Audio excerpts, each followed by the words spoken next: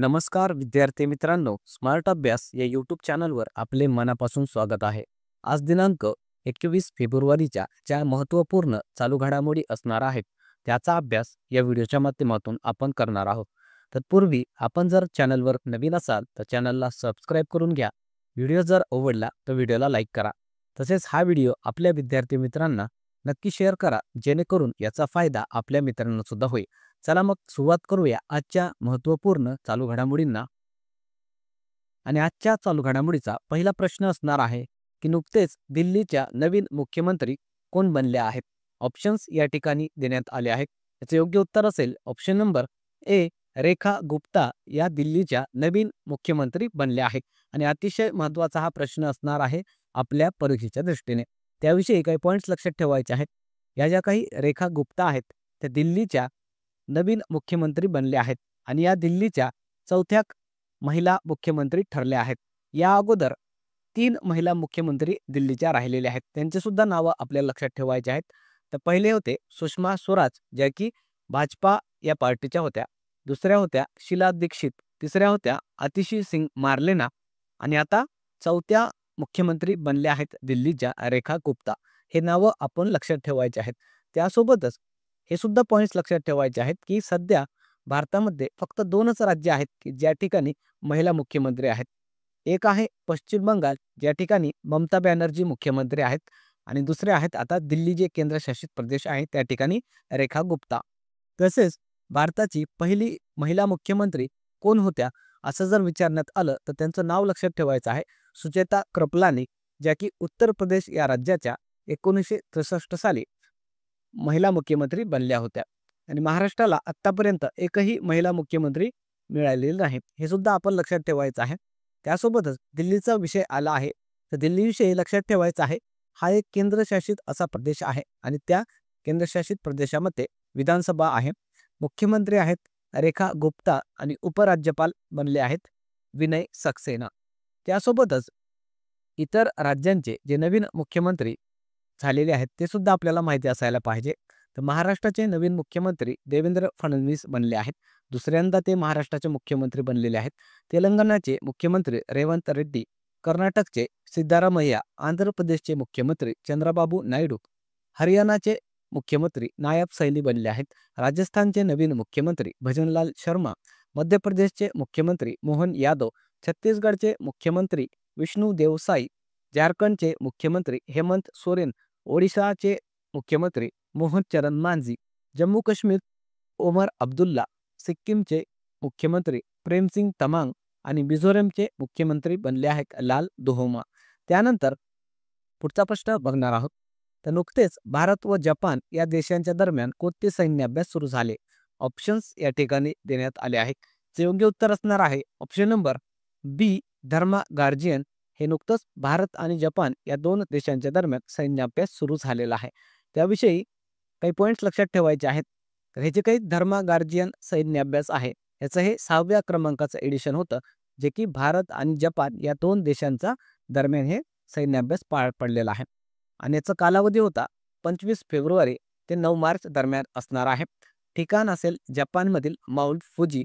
आणि हे जे काही एक्झरसाइज असते किंवा हे सैन्य अभ्यास दर 2 वर्षांनी होत असतो मित्रांनो. त्यासोबतच आपल्याला जपानविषयी पॉईंट्स लक्षात ठेवायचे आहेत. राजधानी आहे टोकियो, पंतप्रधान आहेत शिगेरू इशिबा आणि या देशाला उगवत्या सूर्याचा देश म्हणून सुद्धा ओळखले जाते. त्यासोबतच आपल्याला काही ज्या अंतराळ मोहिमा पार पडलेल्या आहेत जपानच्या त्या सुद्धा लक्षात ठेवायचं आहे. का नुकतंच स्लिम नावाची मोहीम जी की चंद्रयान मोहीम होती या जपान देशाची ती पार पडलेली आहे. आणि या मोहिमेद्वारे जपान हा देश चंद्रावर उतरणारा जगातला 5वा देश बनला आहे. त्यानंतर मिचिबिकी नावाचं जे काही अंतराळ मोहीम आहे, जे की याद्वारे नेव्हिगेशन उपग्रह अवकाशामध्ये सोडण्यात आलेला आहे. लिग्नोसॅट जगामधील पहिला लाकडी उपग्रह जपानने अवकाशामध्ये प्रक्षेपित केलेला आहे. हे अत्यंत महत्त्वाचे पॉईंट्स आहेत आपल्या परीक्षेच्या दृष्टीने, ते आपण लक्षात ठेवायचे आहेत. त्यानंतर इतर काही सैन्य अभ्यास जे नुकतंच 2025 या सालामध्ये झालेले आहेत ते सुद्धा लक्षात ठेवायचे आहेत. तर डेव्हिल स्ट्राईक नावाचं जे सैन्य अभ्यास आहे ते भारतीय सेना व भारतीय वायुसेनेचा होता. एकुवेरिन नावाचा सैन्य अभ्यास भारत व मालदीव या 2 देशांदरम्यान झालेला आहे. मालदीव या देशामध्ये सायक्लॉन सैन्य अभ्यास भारत व इजिप्त आणि ते राजस्थान या ठिकाणी पार पडलेला आहे. विंग्ड रायडर्स म्हणून सैन्य अभ्यास आहे भारतीय सेना व भारतीय वायुसेनेचा. ला पेरोस नावाचा सैन्य अभ्यास हा बहुपक्षीय सैन्य अभ्यास होता. विविध देशांनी यामध्ये सहभाग नोंदवलेला होता आणि हे नुकतंच फ्रान्स या देशामध्ये झालेला आहे. कोमोडो नावाचा सैन्य अभ्यास हा सुद्धा बहुपक्षीय सैन्य अभ्यास होता, जे की इंडोनेशिया या देशामध्ये झालेला आहे. टॉपेक्स 25 हा जो काही सैन्य अभ्यास आहे ते भारतीय सेना, भारतीय वायुसेना आणि भारतीय तटरक्षक दल जे आहे त्यांचा हे सैन्य अभ्यास पार पडलेला आहे हिंद महासागर या ठिकाणी. हे पॉइंट्स अत्यंत महत्त्वाचे आहेत. आपल्या परीक्षेच्या दृष्टीने ते लक्षात ठेवायचे आहेत. त्यानंतर पुढचा प्रश्न बघण्या अगोदर व्हिडिओ कसा वाटला ते कॉमेंट बॉक्समध्ये सांगायचं आहे. चॅनलवर नवीन असाल तर चॅनलला सबस्क्राईब करून घ्यायचा आहे. तसेच हा व्हिडिओ आपल्या विद्यार्थी मित्रांना पण नक्की शेअर करा, जेणेकरून याचा फायदा आपल्या मित्रांना सुद्धा होईल. चला मग पुढचा प्रश्न आपण बघणार आहोत. प्रधानमंत्री फसल विमा योजना कोणत्या वर्षी सुरू करण्यात आली होती? ऑप्शन्स या ठिकाणी देण्यात आले आहेत. जे योग्य उत्तर होतं ऑप्शन नंबर ए 2016ला ही प्रधानमंत्री फसल विमा योजना सुरू करण्यात आलेली होती. आणि नुकतंच ही जी काही योजना आहे ती खूप साऱ्या बातम्यांमध्ये चर्चेमध्ये होती मित्रांनो. त्याविषयी काही पॉईंट्स लक्षात ठेवायचे आहेत. तर ही योजना केंद्र सरकारची योजना आहे. सुरुवात झाली होती 18 फेब्रुवारी 2016ला. चा उद्देश काय आहे तर शेतकऱ्यांना नैसर्गिक आपत्ती संरक्षण व वित्तीय सुरक्षा देणे. आणि नुकतंच या योजनेला 9 वर्ष पूर्ण झालेली आहेत. या योजनेद्वारे केंद्र सरकार दुष्काळ परिस्थिती व रोगराईमुळे जे नुकसान झालेले शेतकरी आहेत, ज्यांचं नुकसान झालेलं आहे, त्यांना खरीप व रब्बी पिकांसाठी पीक विमाही देत असतात. तर हे पॉईंट आपल्याला या योजनेविषयी लक्षात ठेवायचं आहे. तसेच इतर जे शासकीय योजना आहेत ज्या आपल्या परीक्षेच्या दृष्टीने महत्त्वाच्या आहेत ते सुद्धा लक्षात ठेवायचे आहेत. प्रधानमंत्री ग्राम सडक योजना सुरू झाली होती 25 डिसेंबर 2000 साली. याचा उद्देश होता गावांना बारमाही रस्त्यांनी जोडणे. प्रधानमंत्री मुद्रा योजना 8 एप्रिल 2015ला सुरू झाली होती. याचा उद्देश होता लहान उद्योगधंद्यांना वित्त पुरवठा करणे आणि याद्वारे 20 लाखांपर्यंत लोन हे लहान उद्योगांना दिलं जात असतं. त्यानंतरची योजना आहे प्रधानमंत्री किसान सन्मान निधी योजना. सुरुवात झाली होती 24 फेब्रुवारी 2019ला. याद्वारे शेतकऱ्यांना वार्षिक 6,000 रुपये आर्थिक मदतही दिली जात असते. त्यानंतरची योजना आहे प्रधानमंत्री जनधन योजना. सुरुवात झाली होती 28 ऑगस्ट 2014ला. प्रधानमंत्री आयुष्यमान भारत योजना 23 सप्टेंबर 2018ला.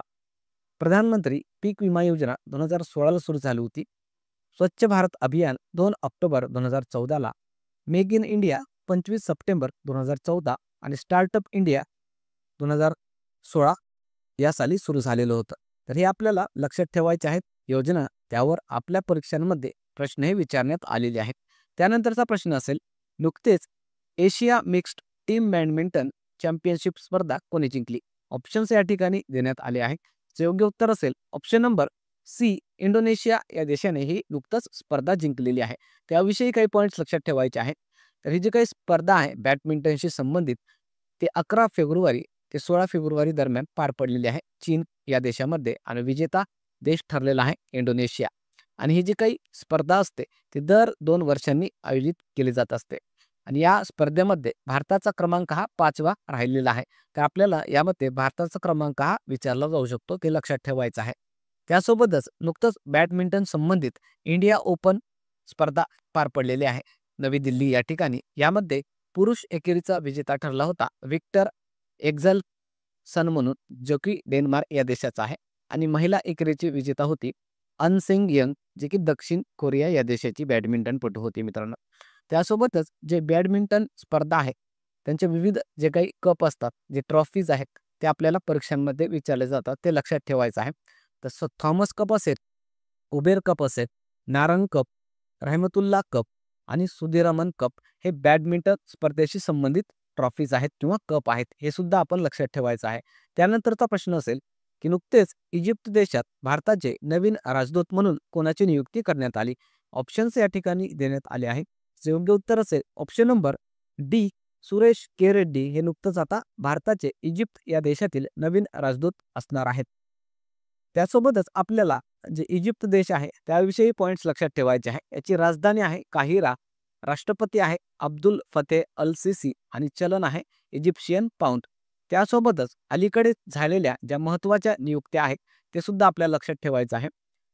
तर एस-एस-बीचे प्रमुख बनले आहे अमृत मोहन प्रसाद, बी-एस-एफचे प्रमुख दलजीत सिंग चौधरी, सी-आर-पी-एफचे प्रमुख अनिश दयाल सिंग, सी-आय-एस-एफचे प्रमुख बनले आहेत राजविंदर सिंग भट्टी, एन-एस-जीचे प्रमुख बी श्रीनिवासन, एस-पी-जीचे प्रमुख बनले आहेत आलोक शर्मा, आय-टी-बी-पीचे प्रमुख राहुल रसगोत्र, एन-डी-आर-एफचे प्रमुख पियुष आनंद, एन-सी-बी अर्थात नार्कोटिक्स कंट्रोल ब्युरोचे नवीन प्रमुख बनले आहेत अनुराग गर्ग.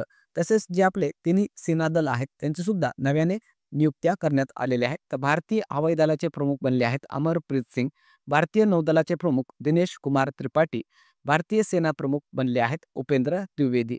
तसेच अलीकडेच जे आपलं सुप्रीम कोर्ट आहे त्याचे नवीन सरन्यायाधीश बनले आहेत न्यायमूर्ती संजीव खन्ना, आर-बी-आयचे नवीन गव्हर्नर बनले आहेत संजय मल्होत्रा, केंद्रीय मुख्य निवडणूक आयुक्त बनले आहेत ज्ञानेश कुमार, इस्रोचे नवीन अध्यक्ष व्ही नारायणन, तसेच राष्ट्रीय महिला आयोगाच्या अध्यक्षा बनल्या आहेत विजया रहाटकर, महाराष्ट्राचं जे राज्य महिला आयोग आहे त्याच्या अध्यक्षा बनल्या आहेत रुपाली चाकणकर, महाराष्ट्र राज्याचे मुख्य निवडणूक आयुक्त बनले आहेत दिनेश वाघमारे, महाराष्ट्राच्या मुख्य सचिव सुजाता सौनिक आणि महाराष्ट्र राज्याच्या पोलीस महासंचालक बनले आहेत रश्मी शुक्ला. या अत्यंत महत्त्वाच्या नियुक्त्या आहेत आपल्या परीक्षेच्या दृष्टीने, ते आपण लक्षात ठेवायचे आहेत. त्यानंतरचा प्रश्न असणार आहे नुकतेच प्रकाशित हवामान जोखीम निर्देशांक 2025 नुसार जगात भारताचा क्रमांक किती आहे? ऑप्शन्स या ठिकाणी देण्यात आले आहे. जे योग्य उत्तर असे ऑप्शन नंबर 1 क्रमवारीनुसार भारताचा जगामध्ये 6वा क्रमांक सांगण्यात आलेला आहे.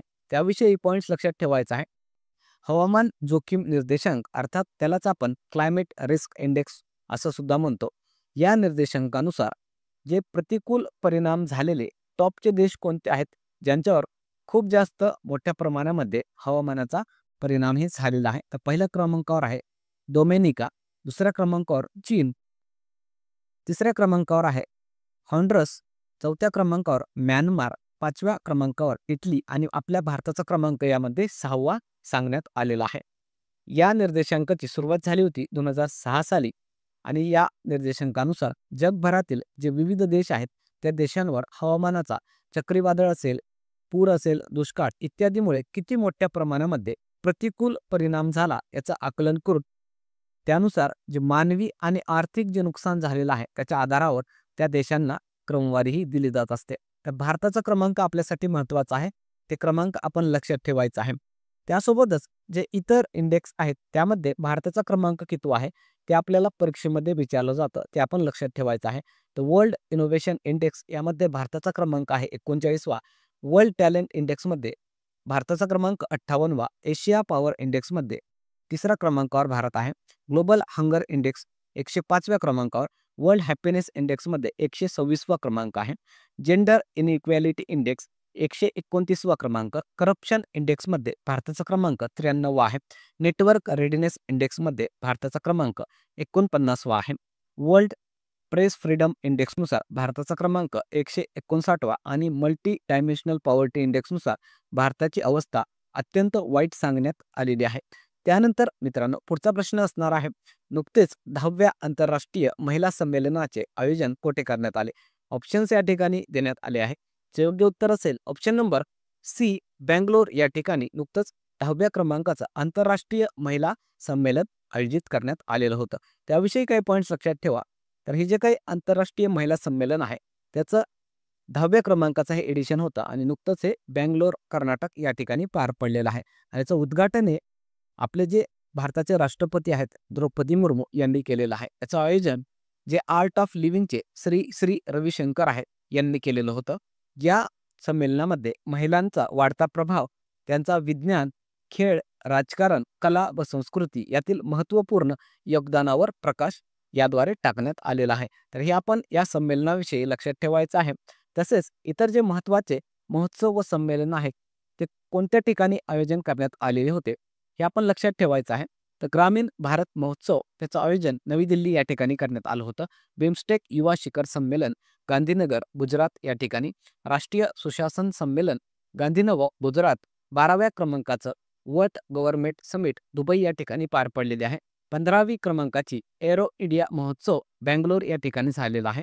8व्या क्रमांकाचं इंडस फूड महोत्सव 2025 ग्रेटर नोएडा, 31व्या क्रमांकाची राष्ट्रीय बाल विज्ञान काँग्रेस भोपाळ या ठिकाणी ब्रिक्स युवा उद्यमिता संमेलन भारतामध्ये पार पडलेलं आहे आणि काशी तमिळ संगम 3.0 वाराणसी उत्तर प्रदेशमध्ये पार पडलेला आहे. तर हे सुद्धा पॉइंट्स आपण लक्षात ठेवायचे आहे. त्यानंतर कालच्या ज्या काही महत्त्वाच्या चालू घडामोडी आपण घेतल्या होत्या त्याचं क्विक रिव्हिजन या ठिकाणी आपण करणार आहोत. तर पहिला प्रश्न आपण बघितला होता, बाफ्टा पुरस्कार 2025 सोहळ्यात सर्वोत्कृष्ट चित्रपट कोणता ठरला? याचं उत्तर होतं ऑप्शन नंबर सी, कॉन्क्लेव्ह. त्यानंतरचा प्रश्न आपण बघितला होता, जगातील सर्वाधिक कमाई करणाऱ्या खेळाडूची यादी प्रकाशित झाली. त्यानुसार जगातील सर्वाधिक कमाई करणारा खेळाडू कोण ठरला? याचं उत्तर होतं ऑप्शन नंबर बी, क्रिस्टियानो रोनाल्डो. त्यानंतरचा प्रश्न आपण घेतला होता, नुकतेच आयकर विधेयक 2025 लोकसभेत मांडण्यात आला, यामुळे कोणत्या कायद्यात बदल होणार आहे? याचं उत्तर होतं ऑप्शन नंबर बी, आयकर कायदा 1961. यामध्ये या नवीन विधेयकामुळे बदल हे होणार आहे. याविषयी कालच्या व्हिडिओमध्ये आपण डिटेलमध्ये अभ्यास केलेलाच आहे. त्यानंतरचा प्रश्न होता, नुकतेच मत्स्य साहसात पाणबुडीची यशस्वी चाचणी पार पडली, त्याचे निर्मिती कोणी केली? याचं उत्तर होतं ऑप्शन नंबर ए, NIOD. त्यानंतरचा प्रश्न होता, नुकतेच आदी महोत्सव 2025 चे आयोजन कोठे करण्यात आले होते? याचं उत्तर होतं ऑप्शन नंबर ए, नवी दिल्ली या ठिकाणी नुकतंच हे आदी महोत्सव 2025चं आयोजन करण्यात आलेलं होतं. त्यानंतर मित्रांनो, पुढचा प्रश्न आपण बघितला होता, नुकतेच 8व्या क्रमांकाची हिंद महासागर परिषद 2025 चे आयोजन कोणत्या देशात करण्यात आले होते? आणि याचं उत्तर होतं ऑप्शन नंबर ए, ओमान. त्यानंतरचा प्रश्न होता, आंतरराष्ट्रीय बाल कर्करोग दिवस कधी साजरा करण्यात आला? याचं योग्य उत्तर होतं ऑप्शन नंबर ए, 15 फेब्रुवारी. त्यानंतर काल आपण होमवर्क क्वेश्चन दिलेला होता. तो होमवर्क क्वेश्चन असा होता की 2024 सालचा लता मंगेशकर पुरस्कार कोणाला देण्यात आला? आणि बऱ्याचशा विद्यार्थ्यांनी याचं उत्तर हे खूप चांगल्या प्रकारे डिटेलमध्ये कॉमेंट बॉक्समध्ये दिलेलं आहे. त्या विद्यार्थ्यांचं मनापासून अभिनंदन. यावरून दिसून येत आहे की तुम्ही किती चांगल्या प्रकारे डिटेलमध्ये चालू घडामोडीचा अभ्यास हे करत आहात. ज्या विद्यार्थ्यांना याचं उत्तर माहिती नाही त्यांच्यासाठी उत्तर आपण सांगणार आहोत. याचं उत्तर असेल option number A, Amitabh Bachchan यांना 2024 सालचा लता मंगेशकर पुरस्कार देण्यात आलेला आहे. त्यानंतर आजचा होमवर्क क्वेश्चन असणार आहे, अतिशय महत्त्वाचा हा प्रश्न असणार आहे, खो खो विश्वकप 2025चा विजेता कोण बनला? ऑप्शन्स या ठिकाणी आपण दिले आहे. अतिशय सोपा प्रश्न आहे. बघूया किती विद्यार्थ्यांना याचं उत्तर हे माहिती आहे. चला मग थांबूया या ठिकाणी. व्हिडिओ जर आवडला तर व्हिडिओला लाईक करायचा आहे. चॅनलवर नवीन असाल तर चॅनलला सबस्क्राईब करून घ्यायचं आहे. तसेच आपलं जे टेलिग्राम चॅनल आहे स्मार्ट अभ्यास 555, त्या ठिकाणी जाऊन जॉईन करून घ्यायचं आहे. त्या ठिकाणी आपण लेक्चरच्या मोफत नोट्स आणि इतर स्टडी मटेरियल हे टाकत असतो. तसेच आपलं स्मार्ट अभ्यास या नावाने इंस्टाग्राम आणि व्हॉट्सअप चॅनल आहे, ते सुद्धा जॉईन करून घ्या. त्या ठिकाणी आपण विद्यार्थ्यांसाठी चालू घडामोडीच्या ऑनलाईन मोफत टेस्ट हे घेत असतो. चला मग थांबूया या ठिकाणी. पुन्हा भेटूया एका नवीन व्हिडिओसह. तोपर्यंत धन्यवाद.